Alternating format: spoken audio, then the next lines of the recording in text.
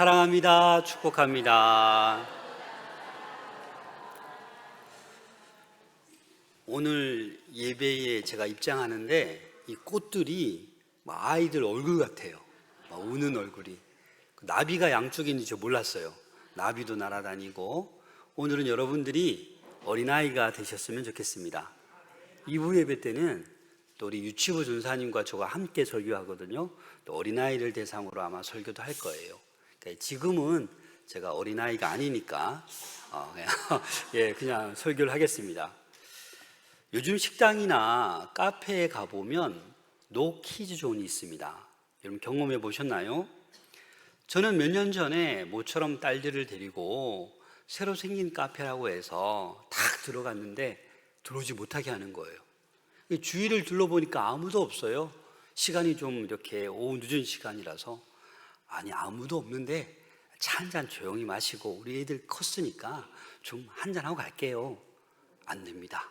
단호하게 이렇게 거부당해서 저희가 바로 옆에 있는 다른 카페로 간 적이 있습니다. 여러분 왜 노키즈 존이 있는 겁니까? 어른들을 위해서 좀 조용히 밥 먹고 싶고 조용히 차 마시고 싶다 이거 아닙니까? 그래서 아이들을 입장하는 것을 거부하는 거예요. 그런데 오늘 본문에 보면 이 노키즈 존을 또 이렇게 만들고 있는 그런 사람들이 있어요. 그게 누구예요? 오늘 본문에 보니까 이 제자들이 아이들을 막는 거예요. 못 오게 하는 거예요. 오늘 어린이 주일이고 온 세대 어울림 예배로 드리는 오늘 축복된 날, 우리 노키즈 존이 아니라 이 예배당은 뭐예요? 모두가 함께하는, 예수님 품에 안겨서 함께 서로 안고 축복하는 예수님의 품인 줄로 믿습니다. 그래서 오늘 이 본문을 보면 짧은 절이지만 매 절마다 등장하는 단어가 있어요.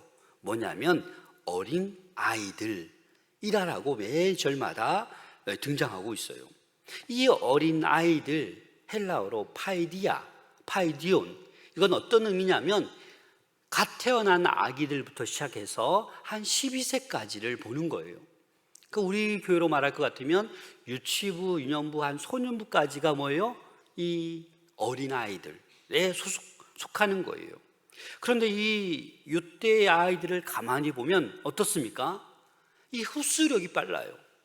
다시 말해서 설교하거나 복음을 전하면 그냥 거의 받아들여요. 그런데 소년부 한 6학년이 되고 중학생이 되면 어떻게 돼요? 사춘기가 다가와요. 질풍노도의 시기이기 때문에 강력한 성령의 역사가 아니면 그들을 어떻게 할 수가 없어요. 그래서 일단 이 어린아이들은 이 흡수력이 빨라요. 저도 이렇게 보면 유치부, 유년부 학생들을 보면 얼마나 말을 잘 듣는지 몰라요. 예쁘게 착하게 말을 잘 들어요. 우리 13절 말씀 한번 같이 읽어볼까요? 시작. 사람들이 예수께서 만져주심을 바라고 어린아이를 데리고 오매 제자들이 꾸짖거늘. 당시 유대 사회에서는요, 랍비나 경건한 자들에게 아이를 데리고 가는 거예요. 그래서 축복 기도를 받고 싶어 합니다. 그런 관습이 있었어요. 그래서 오늘 본문에도 어떤 사람들이 아이를 데리고 예수님께서 좀 만져주시기를 바라는 거예요. 좀 기도해 주시고 안수해 주시기를 바라는 거예요. 그래서 어린아이를 데리고 예수님께로 가는데 제자들이 꾸짖는 거예요. 여러분, 이 꾸짖다, 에피티오마이라는 이 단어는 강력히 항의하거나 엄하게 경고하는 거예요. 야, 절대 금지, 어디로 오고 있어? 너희는 가, 애들은 가. 이렇게 얘기하고 있는 거예요. 좋은 마음으로 예수님께 찾아왔는데 또 어떤 친구들은 멀리서 부모님과 왔는데 이 꾸짖고 있는 거예요. 강력하게. 사실 이 꾸짖다라는 이 에피티오마이라는 단어는 이 마가복음에서, 공간복음에서 여러 번 사용됩니다. 어떨 때 사용돼요? 그럼 마가복음 1장 25절입니다. 예수께서 꾸짖어 이르시되 잠잠하고 그 사람에게서 나오라 하시니. 귀신을 쫓아낼 때 꾸짖는 거예요. 또 마가복음 4장 39절에 보면 예수께서 깨어 바람을 꾸짖으시며 바다더러 이르시되 잠잠하라 고요하라 하시니 바람이 그치고 아주 잔잔하여지더라. 바다를 잠잠케 할 때. 그래서 이 꾸짖다라는 이 에피티오마이는 질병을 고칠 때, 쫓아낼 때, 귀신을 쫓아낼 때 이렇게 꾸짖는 거예요. 근데 그 단어를 제자들이 어디에 사용하고 있어요? 어린아이를 쫓아내는데 지금 똑같이 사용하고 있다라는 거예요. 그 당시 1세기에는요, 이 어린아이는 사회적으로 지위가 전혀 없는 존재예요. 이 어린아이들은 아마 예수님의 사역을 방해하는 그냥 무가치한 존재로 보는 거예요. 성가신 존재로 보는 거예요. 그래서 그 당시 이 어린아이들은 어떻게 해요? 계수에도 들지 않았어요. 마태복음 14장 21절에 보면 이 오병이어의 사건의 가운데 먹은 사람은 여자와 어린이 외에 5,000명이나 되었더라. 여자도 어린아이도 어떻게 돼요? 계수에 계산되지 않는 거예요. 그래서 예수님의 제자들은 이 어린아이들을 데리고 온 사람들을 지금 꾸짖는 거예요. 말로만 꾸짖는 게 아니라 아마 쫓아내버렸을 거예요. 막았을 거예요. 예수님께 접근하지 못한다. 예수님 지금 큰 사역하고 있는데 이제는 정치적으로, 이제는 군사적으로 이 왕으로 오실 분인데 너희들 다 접근하지 마라 라고 쫓아내는 거예요. 가진 것이 없고 내놓을 것이 없고 어른들에 의하여서 하찮게 여겨지고 무시당하는 그 어린아이들, 제자들은 꾸짖고 있는 거예요. 그런데 오늘 본문을 가만히 보니까 예수님은 그렇지 않고 계셔요. 제자들은 꾸짖었지만 예수님은 노키즈 존이 아니다. 여기는 웰컴 존이다. 다들 와라. 어린아이들 다 오라라고 말씀하고 있어요. 그 당시의 고정관념과 일반적인 관행을 예수님께서는 깨뜨리고 계시는 거예요. 14절 말씀 함께 읽겠습니다. 시작. 예수께서 보시고 노하시어 이르시되 어린아이들이 내게 오는 것을 용납하고 금하지 말라. 하나님의 나라가 이런 자의 것이니라. 노하시다, 아가낙테오. 이 노하다라는 것은요, 아주 분노하는 거예요. 아주 불쾌한 거예요. 제자들이 그냥 어린아이 오니까 귀찮은 거예요. 짜증이 나는 거예요. 여러분 어떻습니까? 여러분들도 이렇게 보면 교회에서 예배 시간에 막 아기들이 울고 막 뛰어다니면 여러분 어때요? 갑자기 싸한 바람이 불면 막 이렇게 눈을 막 착 바라면서 이렇게 무언의 압박을 하지 않습니까? 그래요. 목사님들 가운데에서도 설교하고 있는데 막 방해가 돼요. 거기 빨리 보내 밖으로. 막 이런 경우도 있잖아요. 사실 조금은 이해됩니다. 저도 예전에는요, 설교하는데 막 그런 소리 들으면 까먹어요. 놓쳐버려요. 그러니까 막 이게 좀 뭔가 이게 마음이 불편한 거예요. 그런데 어느 순간부터 저는 그걸 받아들였어요. 이 어린아이들 오면 얼마나 좋아요. 요즘은 교회마다 애기 울음소리가 사라지고 있어요. 어린아이들이 뛰노는 게 얼마나 좋아요. 예수님의 마음이에요. 용납하라, 금하지 말고 오라라는 거예요. 그래서 예수님은 오히려 그 제자들이 어린아이를 꾸짖는 걸 보시고 그걸 보고 지금 노하시는 거예요. 그래서 이 예수님께서는 이 노하신 이유가 또 더 그 앞에 보면 서운한 감정을 표현하시는 거예요. 예수님께서는 제자들에게 이 어린아이를 영접하라라고 얘기를 벌써 하셨어요. 어린아이를 영접하면 곧 나를 영접하는 것이고 또 어린아이를 영접하면 나를 보내신 하나님을 영접하는 것이라고 가르쳐 주셨음에도 불구하고 그 시간이 얼마 지나지도 않은데 애들을 금하는 거예요. 그러니까 예수님께서 더 분노하시는 거예요. 여러분 마가복음 9장 37절 함께 읽겠습니다. 시작. 누구든지 내 이름으로 곧 나를 영접함이요 누구든지 나를 영접하면 나를 영접함이 아니요 나를 보내신 이를 영접함이니라. 9장 바로 앞에 예수님께서 이렇게 어린아이를 영접하라고 했는데 이 제자들은 자기들 생각밖에 안 하는 거예요. 꾸짖는 거예요. 애들은 가라, 애들은 가라, 못 오게 하고 있는 거예요.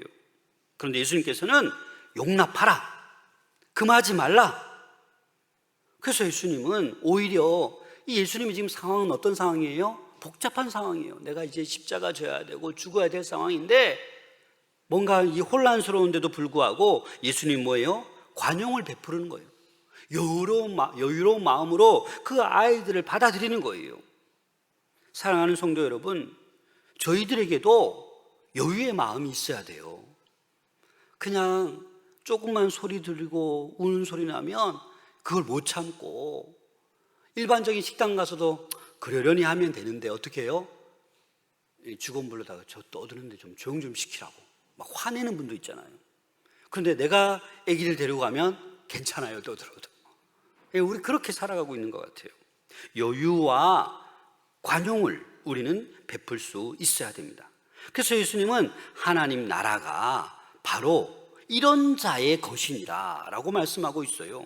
이런 자가 뭡니까? 나이가 어린아이를 얘기하는 것이 아니라 이 어린아이와 같은 사람들, 어린아이가 소유하고 있는 그 특징들, 특성을 가지고 있는 그런 자들의 것이라는 거예요.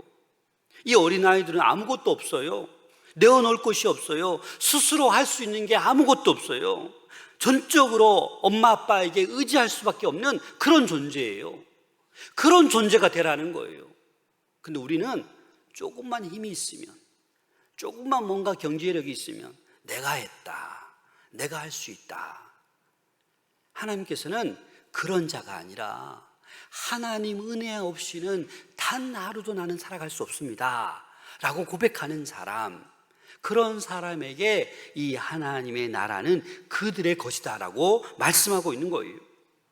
우리는 전적으로 하나님께 의지할 수밖에 없는 자들이에요.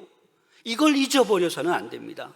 오로지 하나님의 은혜밖에 기댈 것이 없는 사람들이 저와 여러분들인 줄로 믿으시기 바랍니다. 그래서 우리는 주님 없이는 못 사는 거예요. 당시 유대인들은요, 어떻게 해야 하나님 나라가요? 율법을 철저히 지켜야 천국에 간다고 믿었어요. 그러나 율법을 이해하지도 못하고 지킬 힘도 없는 이런 어린아이들에게 천국이 이들의 것이다라고 이 놀라운 선포를 하고 계시는 거예요. 오늘 우리가 예배를 드릴 때 아이들이 소란함을 막 이렇게 떠들 때 꾸짖는 마음이었다면 오늘 이 순간으로부터 마음을 여유롭게 가질 수 있기를 소망합니다. 막 부르고 막 혼내고 그러시면 안 돼요. 뭐 잊어버릴 수도 있겠지만 오늘만큼은 안 됩니다. 오늘 어린이 주일이고 오늘 드림 페스티벌이 있어요. 그래서 여러분들 좀 새기시길 바랍니다. 마음을 넓게 가지시고 예수님께서도 어린아이들을 받아주셨듯이 꾸짖지 마시고 날마다 품어 안으시는 우리 모두가 될 수 있기를 소망합니다. 15절 말씀 함께 읽겠습니다. 시작. 내가 진실로 너희에게 이르노니 누구든지 하나님의 나라를 어린아이와 같이 받들지 않는 자는 결단코 그곳에 들어가지 못하리라 하시고, 내가 진실로 너희에게 이르노니, 이 말은 관용구와도 같은 거예요. 이 가르침은 절대적인 권위가 있다라는 그런 의미로 예수님께서는 내가 진실로 너희에게 이르노니 이렇게 이 얘기를 많이 하셔요. 누구든지 하나님의 나라를 이 어린아이와 같이 받들지 않는 자는 결단코 천국에 하나님 나라에 못 들어간다라고 말씀하고 있는 거예요. 여기서 받들다라는 것은 받아들이는 거예요. 기쁘게 영접하는 거예요. 환대한다라는 그런 의미를 가지고 있어요.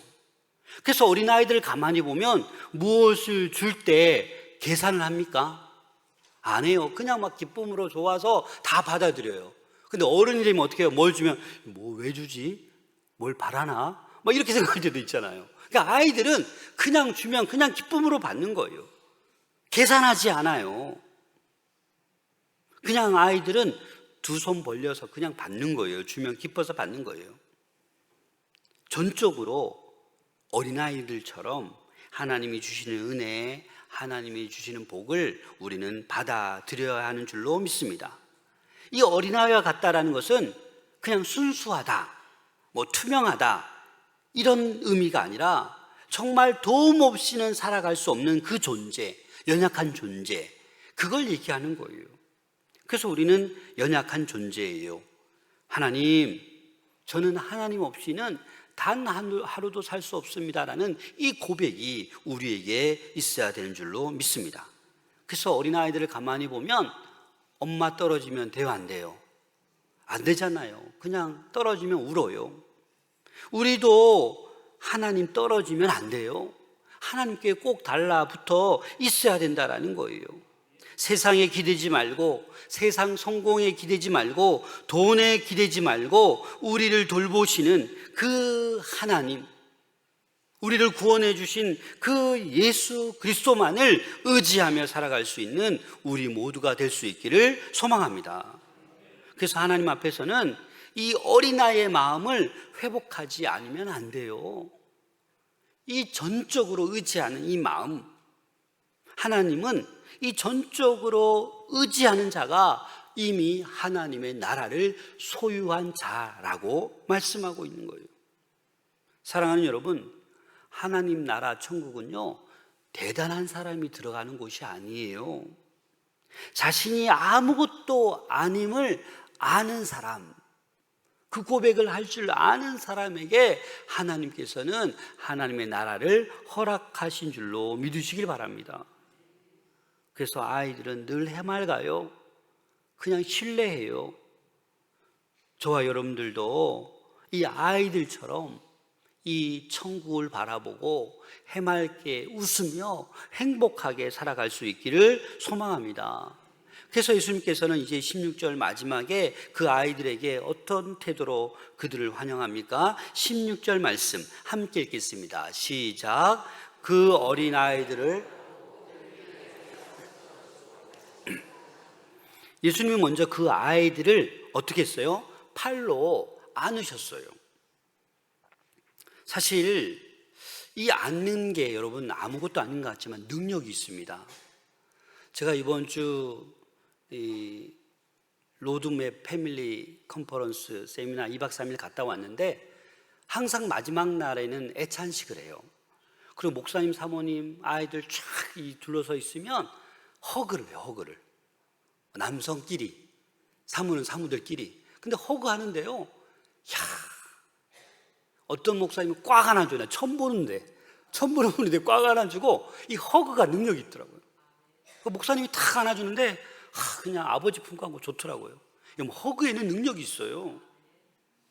그래서 여러분, 실제 있었던 사건입니다. 1995년 10월 17일 미국에서 브리엘과 카일이라는 쌍둥이가 태어났어요. 근데 3개월 전에 태어난 거예요. 미숙아가 된 거예요. 근데 그 중에 이 동생 브리엘의 상태가 급격히 나빠진 거예요. 산소 포화도가 떨어지고 몸이 파랗게 변하면서 이제 곧 죽게 된 거예요. 그래서 포기해야 돼요.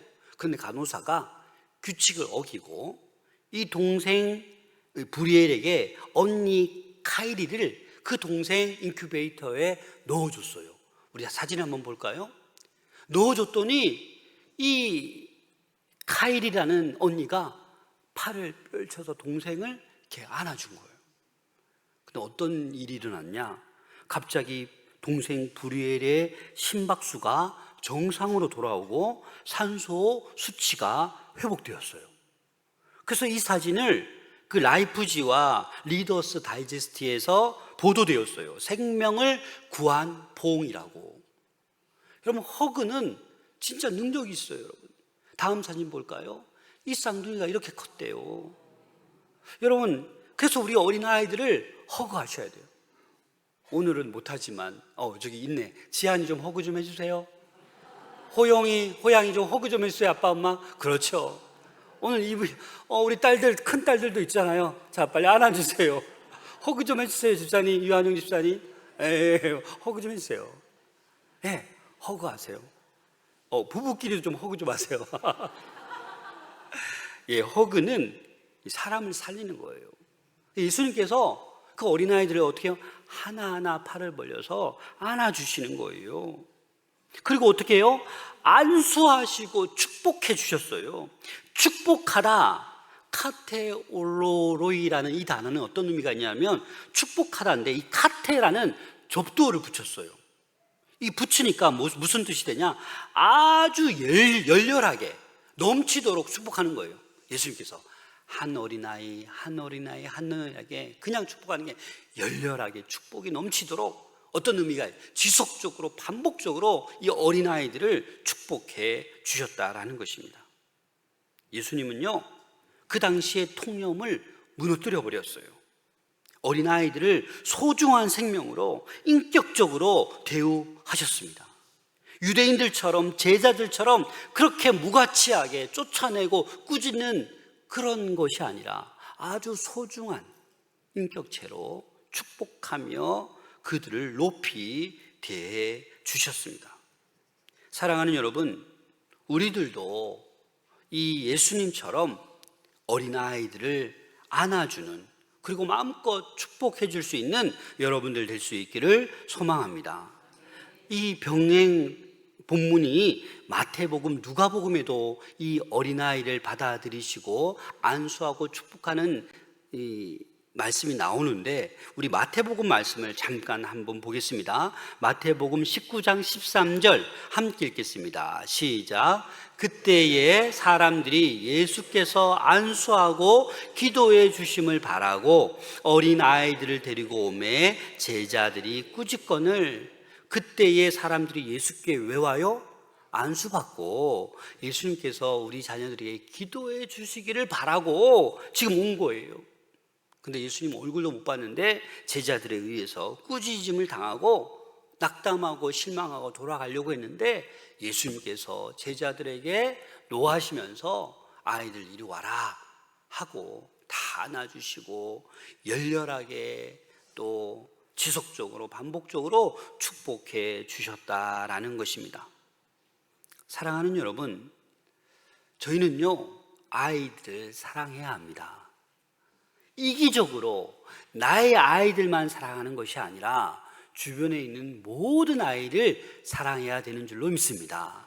그래서 오늘은요, 우리 교회 학교 모든 아이가 나의 자녀다라고 생각하시고 나의 손자, 손녀라고 생각하시고 다 안아주는 건 좀 조심해야 돼요. 안아주는 거는 하여튼 저는 하이파이브하고 하여간 여러분들 축복해주고 늘 기도해주는 우리 성도님들 될 수 있기를 소망합니다. 요즘은 사회적으로 아이들을 비인격적으로 대우하는 게 너무 많아요. 학대하고 또 자신들의 어른들의 이익이나 탐욕을 위해서 아이들을 사용하는 경우가 너무 많아요. 오염시키고 병들게 하고, 이런 모든 나쁜 환경들은 우리가 나서서 제거해야 돼요.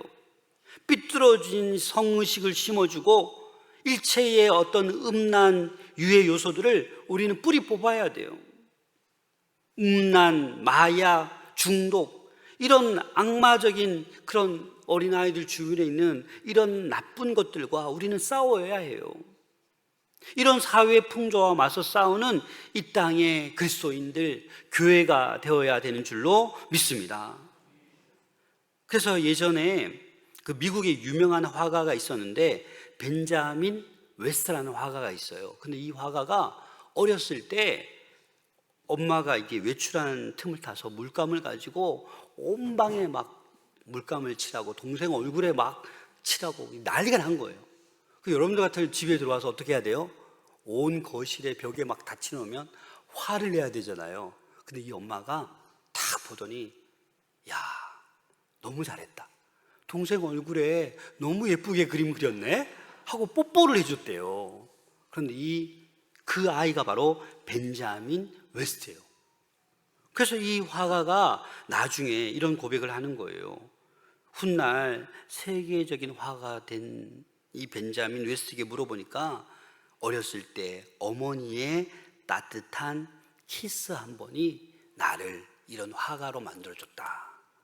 그 한순간에 막 너 이리 와, 회초리 대고 때렸으면 이런 화가가 나왔겠어요? 그런데 장난치고 집을 엉망으로 만들고 동생 얼굴에 뭐 흉하게 만들어놔도 야, 너 동생 너무 예쁘게 그림 그려줬네 라는 그 키스 한 번이 이 벤자민 웨스트 유명한 화가를 만들었다라는 것입니다. 사랑하는 여러분, 우리의 이 생각을 넓히시길 바랍니다. 예수님처럼 관용과 여유롭게 우리 자녀들을 또 우리 다음 세대들을 돌볼 수 있기를 소망합니다. 그래서 예수님처럼 카테울로레이라는 게이라는 이 단어처럼 열렬히 넘치도록 축복할 수 있는 오늘 복된 하루가 될 수 있기를 소망합니다. 기도하겠습니다.